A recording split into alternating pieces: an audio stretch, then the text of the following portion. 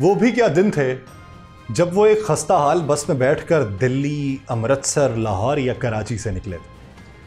हाथ में एक छोटा सा बैग, जेब में कुछ रुपए और दिल में एक ऐसा ख्वाब जो सरहदों से बड़ा था, अमेरिका। वो मुल्क जहां की गलियां उन्हें सोने से बनी हुई दिखाई देती थी, जहां मेहनत का हर कतरा दौलत में ढलता हुआ दिखाई देता था और जहां एक बार कदम जमाने पर वापसी का सवाल ही पैदा नहीं होता था। उनके जहन में तस्वीरें थीं, न्यूयॉर्क की चमकती हुई स्काईलाइन, लॉस एंजलिस की रोशनियों में नहाया हुआ समंदर, शिकागो की बुलंद इमारतों के साए में चलते वो लोग जो कभी उनकी तरह तारकीने वतन थे लेकिन अब वहां के शहरी बन चुके थे। लेकिन हकीकत ख्वाबों की तरह हसीन नहीं थी। वो किसी बराह रास्त परवास में नहीं बैठे थे, बल्कि रास्ते लंबे और कठिन थे। कुछ ने वीजा लिया, फिर मुद्दत खत्म होने के बाद वहीं छुपके रह गए। कुछ ऐसे भी थे जिन्होंने गैर कानूनी रास्ता अपनाया, पहले ब्राजील, फिर एक्वाडोर, वहां से पैरों में छाले डालती हुई एक लंबी पैदल मसाफर, मैक्सिको की खतरनाक सरहदें अबूर करना और आखिरकार अमरीकी सरजमीन पर कदम रखना। उनके जहन में एक ही उम्मीद थी कि किसी तरह यहां के सिस्टम में जज्ब हो जाए, कोई काम पकड़ ले और फिर पीछे मुड़ के ना देखे। मगर वक्त बदल चुका था। ट्रंप वापस आया था और इस बार वह सिर्फ सियासी बयानात तक महदूद नहीं रहा, बल्कि अमली इकदामात की बारिश हो चुकी थी। अमेरिका में मौजूद गैर कानूनी तारकीने वतन के खिलाफ एक जबरदस्त क्रैकडाउन जारी था।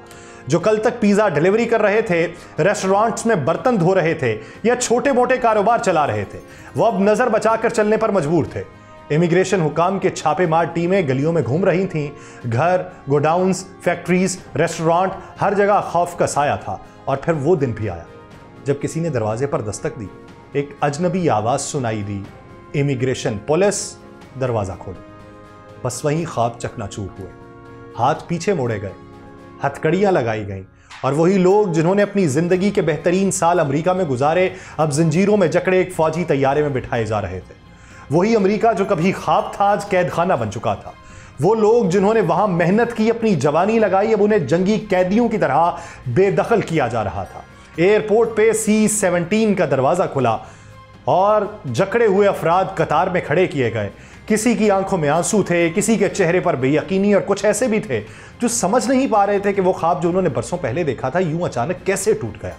वही अमेरिका जिसकी सरजमीन पर कदम रखने के लिए उन्होंने नाकाबिले यकीन सफर किए थे, आज उन्हें वापस भेज रहा था उस जमीन की तरफ जिसे वो बरसों पहले पीछे छोड़ आए थे। आप सब पर सलामती हो, मैं यासिर रशीद हूं और आप देख रहे हैं 92 डिजिटल।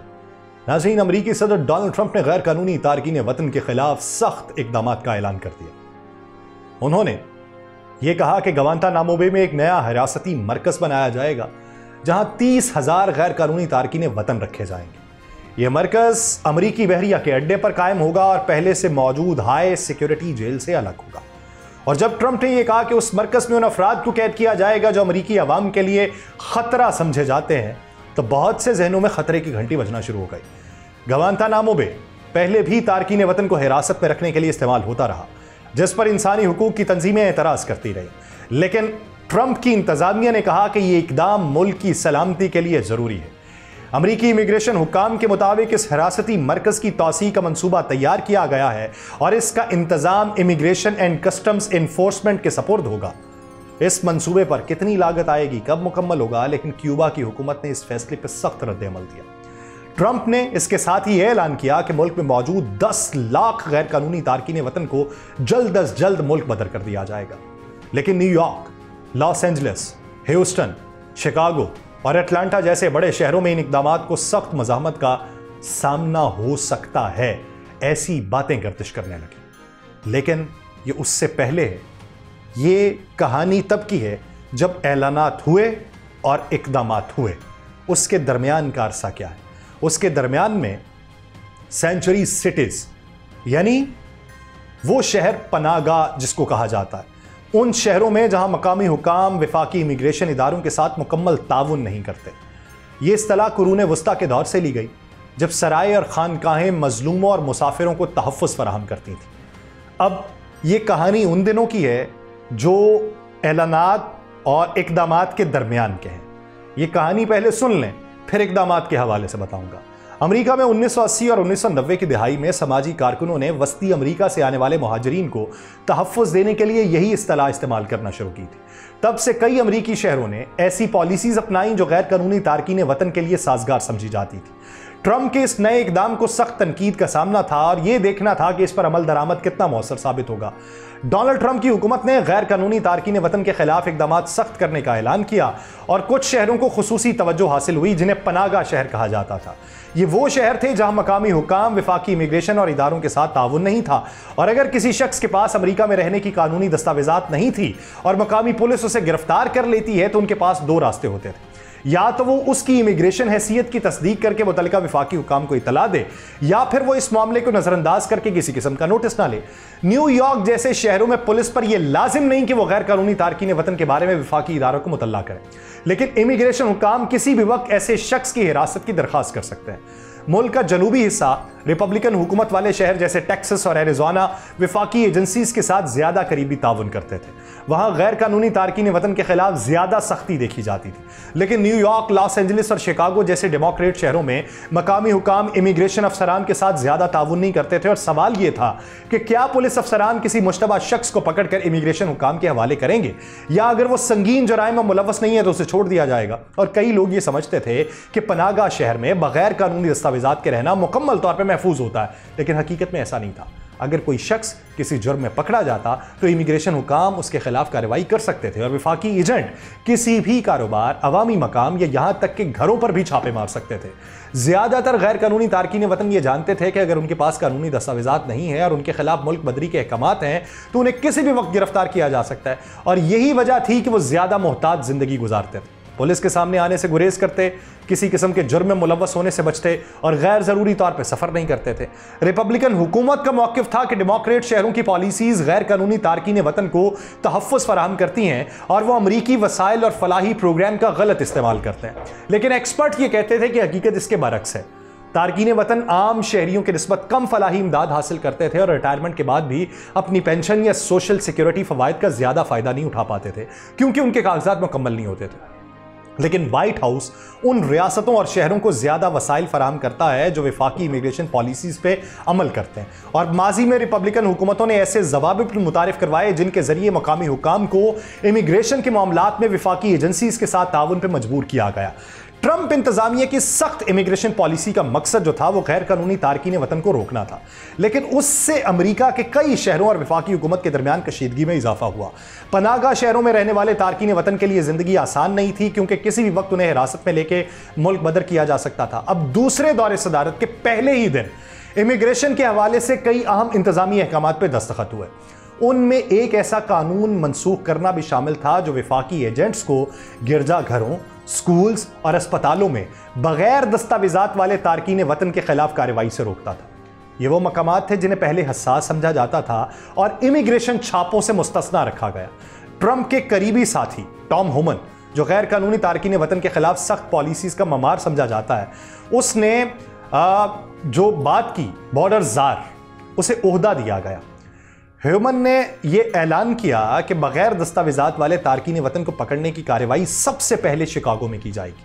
शिकागो जिस पर डेमोक्रेट्स की हुकूमत थी, अपने पनाहगाह शहर कवानीन की वजह से इमिग्रेशन एजेंसीज के साथ मुकम्मल ताउन नहीं करता था, और मेयर जो वहां के थे ब्रेंडन जॉनसन और गवर्नर जेपी पर्ड्स, उसने वेलकमिंग सिटी ऑर्डिनेंस की हिमायत जारी रखने का ऐलान किया जो तारकीन वतन को कुछ कानूनी तहफ़्फ़ुज़ फराहम करता था। लेकिन फिर एक दिन आया इतवार का जब शिकागो में इमिग्रेशन कवानीन के नफाज के लिए मुतअद्दिद एजेंसीज की कार्रवाइयाँ देखने में आई जिनकी निगरानी शहर के आला हुकाम कर रहे थे।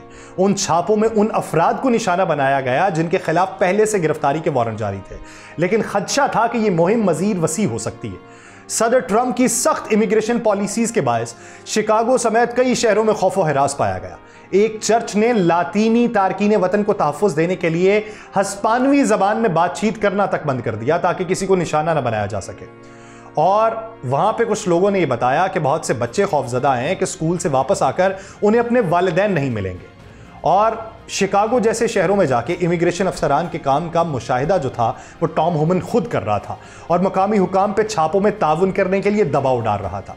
लिटिल विलेज, जो एक मैक्सिकन और लैटिन्स अक्सरियती इलाका है, वहां के लोग खौफजदा थे और सड़कों पे जिंदगी जो थी वो बहुत कम दिखाई दे रही थी। लोग घरों में छुपे हुए थे क्योंकि टॉम हुमन वहां पे मौजूद था, छापे पड़ रहे थे। और उस हफ्ते के आखिर में डिनॉर, ह्यूस्टन, सैन एंटोनियो, मियामी और एटलांटा में विफाकी एजेंट्स ने छापे मारने शुरू कर दिए।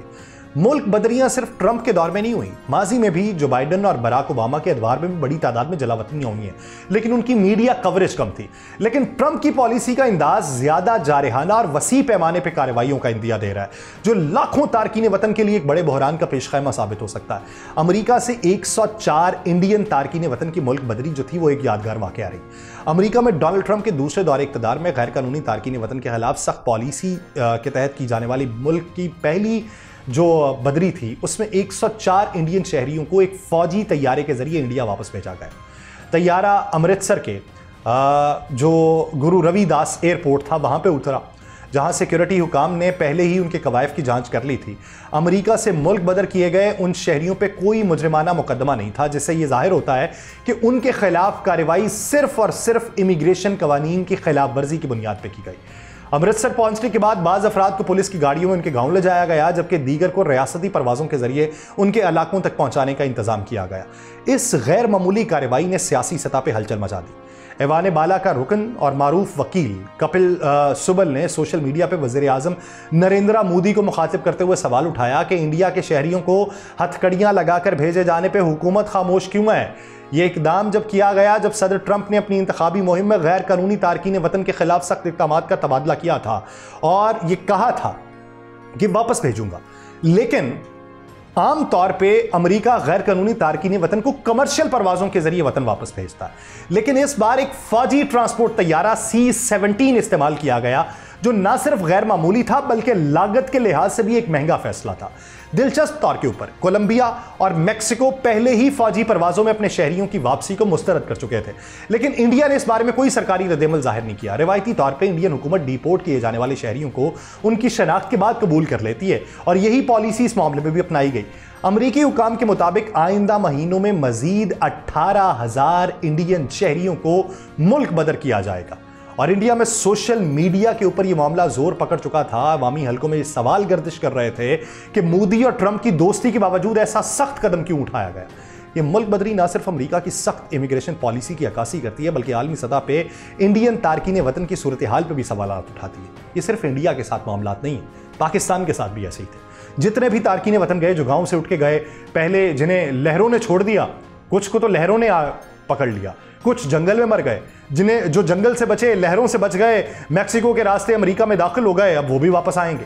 ये खबर एक हैरान कुन मगर हकीकत पर मबनी मंजरनामा पेश कर रही है, जहां अमेरिकी हुकूमत अब गैर कानूनी तारकीन वतन की मुल्क बदरी के लिए महंगे फौजी तैयारे इस्तेमाल कर रही है। और यह अमल महज एक इंतजामी फैसला नहीं है, अलामती पैगाम है। सदर ट्रंप दुनिया को बावर करवाना चाह रहा है कि अमेरिका गैर कानूनी इमिग्रेशन के खिलाफ अपनी सख्त पॉलिसी पर कोई समझौता नहीं करेगा।